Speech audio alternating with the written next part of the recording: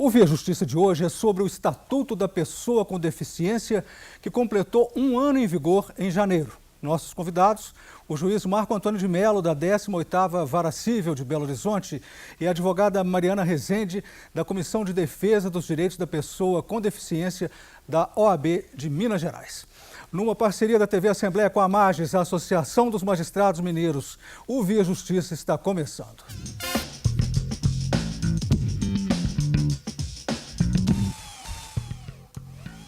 Qual é o balanço deste primeiro ano de vigência do Estatuto da Pessoa com Deficiência? Os direitos por ele assegurados estão sendo efetivamente praticados, doutor Marco Antônio?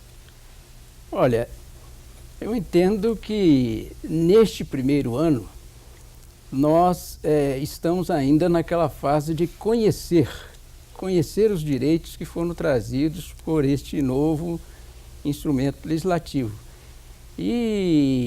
Mas tenho a esperança que a partir deste primeiro ano o Estatuto seja implementado e, em especial, que as pessoas de fato conheçam e busquem seus direitos. Doutora Mariana, a visão da senhora sobre esse primeiro ano de vigência?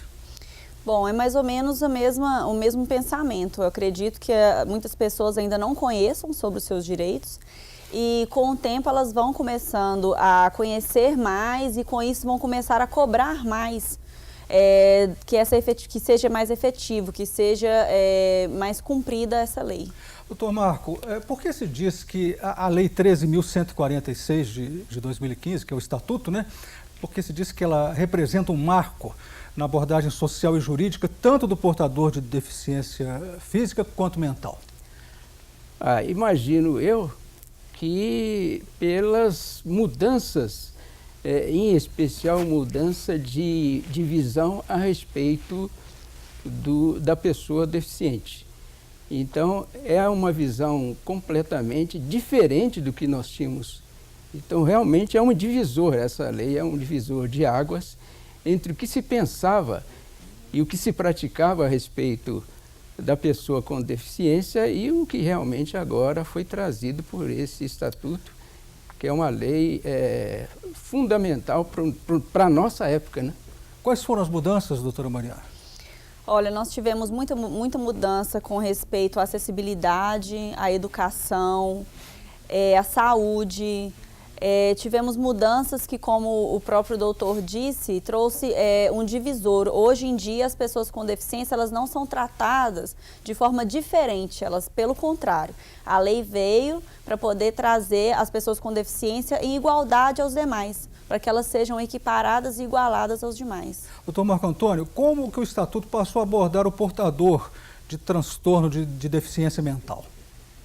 Olha, a ideia anterior é que o portador de deficiência mental não era, na sua integralidade, um sujeito de direitos. Essa que é a verdade. Era um ser diferente, diminuído, vamos dizer assim, na sua condição humana. E o Estatuto veio para eliminar essas barreiras que o colocavam numa condição inferior, né? Que, na verdade, a Constituição previu e garante a igualdade entre as pessoas, e incluído aí está a pessoa com deficiência. Doutora Mariana, e quais são as regras que o Estatuto traz para a promoção dos direitos e liberdades das pessoas com deficiência, as principais regras? Bom, no caso, por exemplo, como a gente estava falando agora da pessoa com o transtorno mental, eles eram considerados completamente incapazes, né? E agora, com a nova lei, eles são considerados relativamente incapazes, ou seja, eles ainda têm poder de decisão.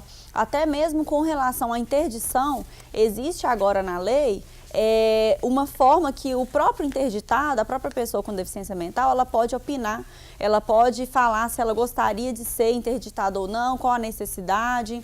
Entendeu? Essa, por exemplo, é uma mudança muito boa. Com relação, por exemplo, à educação. Não cobrar taxa de pessoas com deficiência por ela na escola, ter mais acessibilidade, materiais especiais, professores especializados, um corpo de apoio para essas pessoas com deficiência, foram avanços muito, muito significativos. Doutor Marco Antônio, como que está a inclusão social dessas pessoas com deficiência? Olha, nós vemos hoje alguma restrição, até porque esta lei é recente, e acreditamos que esse estatuto vem para promover essa inclusão, que de fato ela ainda não existe, né?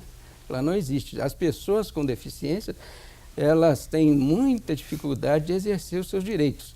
E é isso, basicamente, que o estatuto veio para implementar, para dar essa oportunidade e afastar essa discriminação em tese odienta que havia em relação à pessoa Pelo com que o senhor está deficiência. dizendo, então, a cidadania da pessoa com deficiência ainda não está sendo respeitada?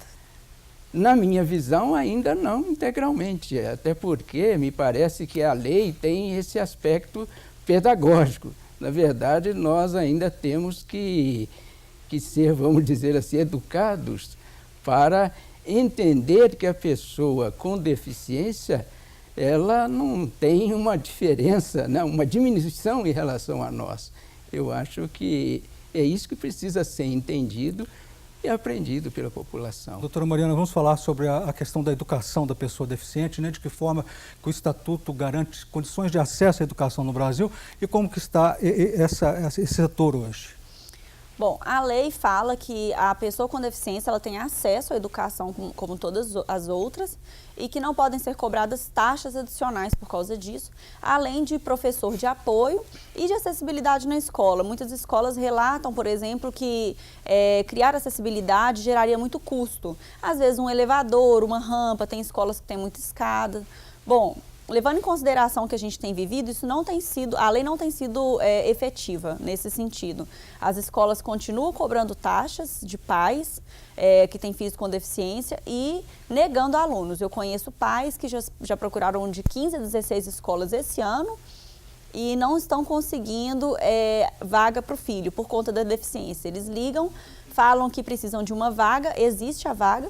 Quando fala que o filho é deficiente, eles negam, falam que não tem verba ou que não tem um apoio, por exemplo, do Estado para que recebam essas crianças. E como garantir isso, esse acesso à escola inclusiva, doutor Marco Antônio? Isso aí é uma questão que envolve, na verdade, políticas públicas, né? Envolve a atuação efetiva do Estado. E a própria lei, se nós formos observar nos seus dispositivos finais, ela estabeleceu aí um prazo para que essas questões, essas limitações e a própria atuação do Estado, naquilo que o Estatuto pede a sua efetiva intervenção, se realizasse dentro de um certo período, dá um estágio, né, uma espécie de estágio. Então, essas restrições têm a ver com isso, da participação do Estado, porque a limitação de vagas, por exemplo, para os deficientes, tem a ver com o problema de recursos, porque não se pode negar também que a pessoa com deficiência exige que os custos aumentem com relação à sua participação. Então, é onde entra o Estado com o apoio que a legislação determina.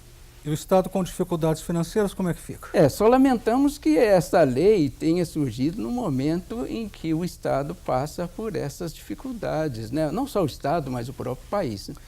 No próximo bloco, os principais casos de discriminação contra pessoas portadoras de deficiência no Brasil. O Via Justiça faz agora um rápido intervalo e voltamos em instantes.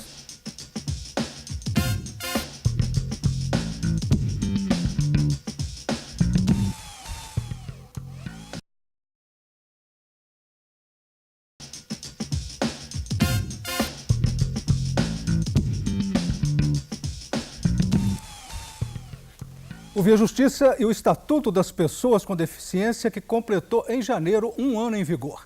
Participam do programa o juiz Marco Antônio de Melo, da 18ª Vara Civil de Belo Horizonte, e a advogada Mariana Rezende Batista, da Comissão de Defesa dos Direitos da Pessoa com Deficiência da OAB de Minas Gerais.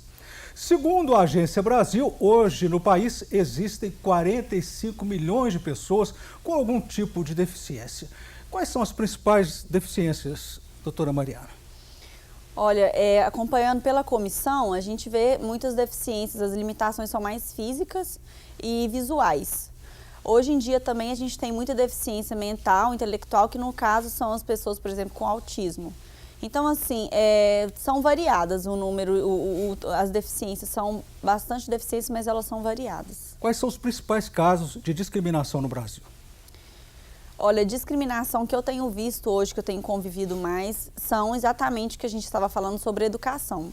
É uma discriminação, né, a partir do momento que as escolas não aceitam as crianças por causa de uma deficiência e chegam a cobrar valores maiores por conta da deficiência. Essa é a discriminação que eu tenho mais convivido hoje em dia. E na saúde? Na saúde... A questão dos planos de saúde, não chegou a haver uma discriminação? Não Sim. sei se isso se resolveu, né? Não, os planos de saúde também costumam cobrar taxas adicionais e já vi também planos de saúde negarem fazer um plano para uma pessoa com deficiência por conta dos custos e dos gastos que tem no plano de saúde, que são mais elevados.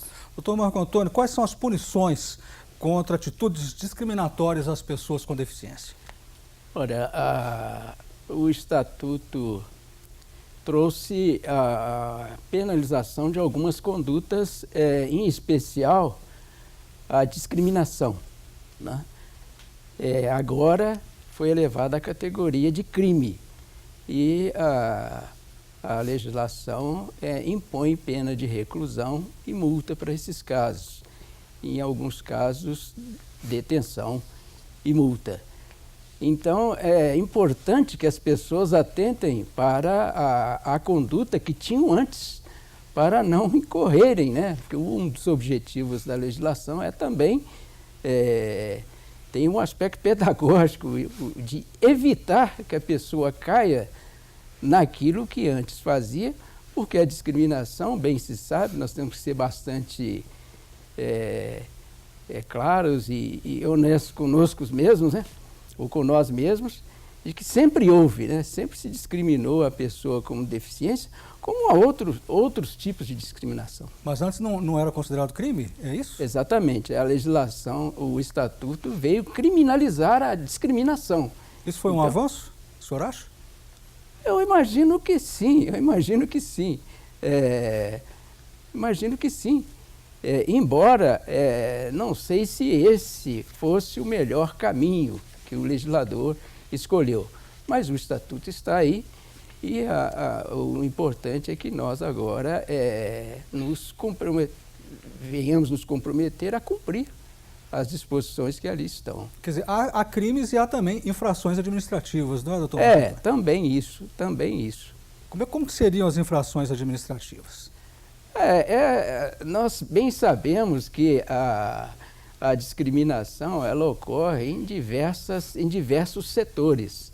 Então, no campo administrativo, né? No campo administrativo, aquelas restrições que são criadas para evitar a atuação na sua integralidade da pessoa com deficiência, todas elas estão sujeitas a sanções administrativas, né?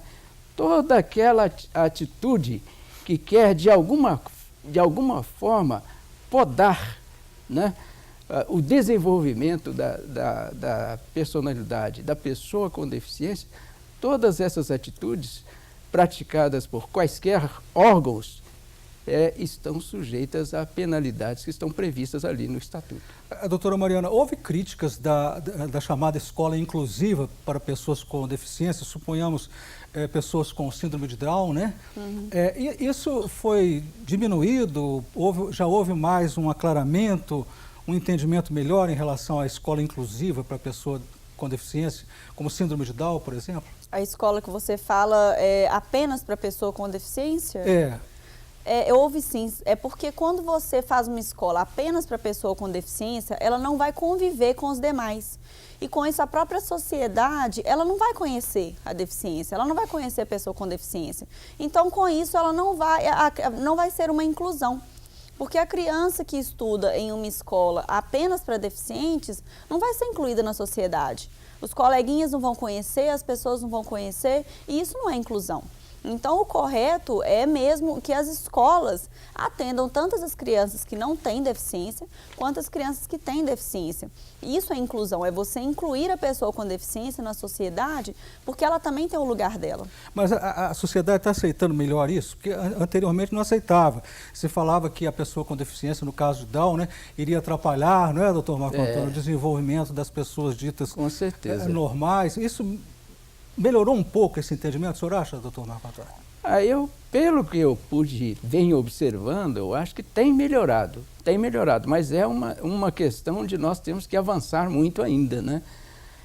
Até chegar ao ponto de que essas pessoas com esse tipo de deficiência possam realmente, no caso da escola, possam frequentar a escola juntamente com outras pessoas que não tenham essa deficiência.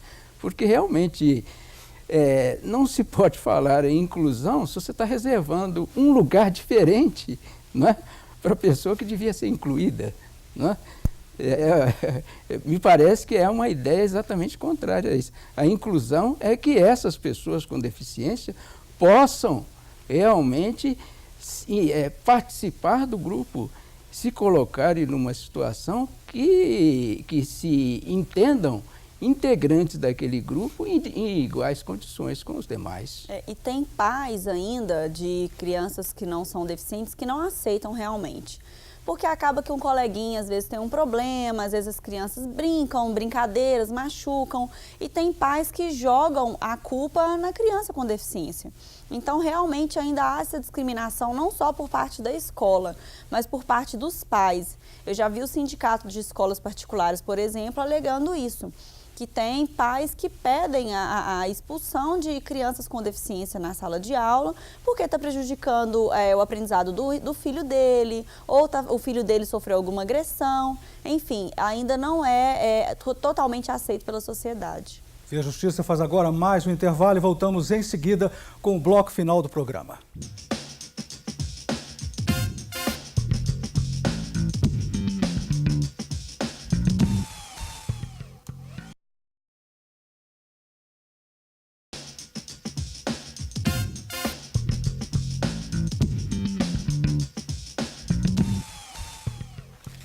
No Via Justiça de hoje, um balanço do primeiro ano de vigência do Estatuto da Pessoa com Deficiência. Participando do programa, o juiz Marco Antônio de Mello, da 18ª Vara Cível de Belo Horizonte, e a advogada Mariana Rezende Batista, da Comissão de Defesa dos Direitos da Pessoa com Deficiência da OAB de Minas Gerais. Doutor Marco Antônio, quais dispositivos do Código Civil foram alterados pelo Estatuto? O que mudou no tocante, por exemplo, a capacidade e a curatela? Parece que a doutora me corrige aqui, né? Artigo 1700, né? E alguma coisa, na verdade não me lembro aqui no momento, mas o importante é o tema, né? Na verdade, houve uma alteração substancial, né? Com relação à curatela e com relação à interdição, né? A curatela ficou reservada a casos muito extremos. E ainda há disposição legal que determina que ela, se possível, seja temporária, né? E no caso da interdição, ocorreu também a novidade de se permitir o próprio interditando de postular a própria interdição. Quer dizer, isso é algo novo. Mas também essa é uma questão que tem sofrido alguma polêmica, porque há dispositivos do Estatuto que se chocam com o novo Código de Processo Civil, que em princípio, ou para alguns, em alguns temas houve uma certa revogação ou omissão do Código de Processo nessa inclusão do interditando como um participante ativo do processo. Então, o Código Civil sofreu inúmeras transformações, inúmeras revisões e algumas normas do Código foram revogadas, mas basicamente se restringem a essa questão da curatela e da interdição. Doutora Mariana, lá na comissão que a senhora participa da OAB, quais são as principais reclamações das pessoas com deficiência? Olha, as principais reclamações são a questão da acessibilidade, né? Na comissão a gente recebe mais denúncias de advogados. E os próprios advogados têm reclamado a questão de acessibilidade, por exemplo, ao fórum. Né? Você chega ao fórum, as máquinas para você tirar o Siscom, elas são no alto, os balcões de atendimento são altos, então as pessoas, por exemplo, cadeirantes, elas não têm acesso, não conseguem conversar com o servidor. Nós temos colegas na comissão, um colega na comissão que ele é deficiente visual. E ele tem completamente dificuldade para entrar ao fórum e conseguir advogar sozinho. Ele mesmo fala, para eu advogar, eu preciso de uma pessoa ao meu lado, para poder me acompanhar, para entrar comigo ao fórum, conversar com o servidor, porque ele não consegue entrar e fazer tudo sozinho. A questão, assim, a maior denúncia tem sido mesmo a falta de acessibilidade nos locais. Conversávamos ainda sobre a questão da educação, que os pais reclamam também lá na OAB, né? Sim. Daquele exame. O exame de admissão nas escolas, isso, ocorre muito que os pais comparecem nas escolas para poder fazer o exame de admissão, pagam pelo exame de admissão e a escola aceita, fala que tem vaga, tudo bem. Logo após a correção do exame de admissão, a escola entra em contato com os pais e informam que não tem vaga, porque pelo exame de admissão eles conseguem verificar que a criança ela tem alguma deficiência. Então, corre o risco de a criança fazer o exame de admissão, pagar pelo exame de admissão e mesmo assim a escola liga avisando que não tem vaga, uma vaga que existia, passou de existir pela deficiência da pessoa. Doutor Marco Antônio, o Estatuto criou o chamado Instituto da Tomada de Decisão Apoiada. O que vem a ser isso? Olha, realmente é algo bastante criativo, né? O Instituto, ele prevê a possibilidade de a própria pessoa com deficiência eleger duas pessoas que possam ajudá-lo a administrar, digamos assim, a própria vida, né? Tomar as decisões em conjunto com ele e apoiá-lo nessas decisões. É algo bastante novo para nós, né? E me parece algo muito importante, porque realmente há situações em que o interditando pode e deve ser senhor dessa iniciativa, e isso, sem dúvida, o ajuda a se incluir na sociedade como uma pessoa igual. Eu tenho aqui a informação, doutora Mariana, que com relação ao sistema educacional inclusivo, o Estado deve oferecer educação bilíngue em Libras, como primeira língua, e português como segunda. Isso vem sendo feito? Não vem sendo feito. É o que o doutor já havia falado. Tem que ter uma participação maior do Estado. Tem que ter uma cobrança do Estado. Às vezes o Estado faz uma parceria com a escola, alguma isenção de imposto, alguma coisa nesse sentido, para que apoie as escolas a cumprir a lei.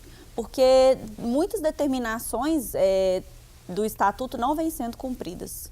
Nós estamos chegando ao final do programa, vamos partir para as considerações finais. Eu pergunto para o senhor e para a senhora, quais são os prognósticos para a plena efetividade do Estatuto da Pessoa com Deficiência? Olha, nós queremos saudar, né, a iniciativa do legislador de trazer à luz esse instrumento que me parece da maior importância para a inclusão da pessoa com deficiência. É certo que a participação do Estado é fundamental em tudo isso aí. E o próprio item que a doutora Mariana agora mencionou está ali, incluído. Mas a própria legislação já estabeleceu um prazo que o Estado tem para fazer essa sua intervenção e que, às vezes, é um prazo bem alongado. No caso, me parece, 4 anos, né? 48 meses. Rapidamente. Bom, a lei foi muito benéfica em muitos pontos e eu acredito, como o doutor bem disse, que agora tem que ser aplicada. Mas, no mais, ela foi muito boa para a sociedade e para as pessoas com deficiência. Muito obrigado, senhora. Muito obrigado ao senhor pelas participações. O Via Justiça de hoje termina aqui. Este programa é uma parceria da TV Assembleia com a Mages, a Associação dos Magistrados Mineiros. Nosso e-mail, viajustiça@mages.com.br. E até o nosso próximo encontro.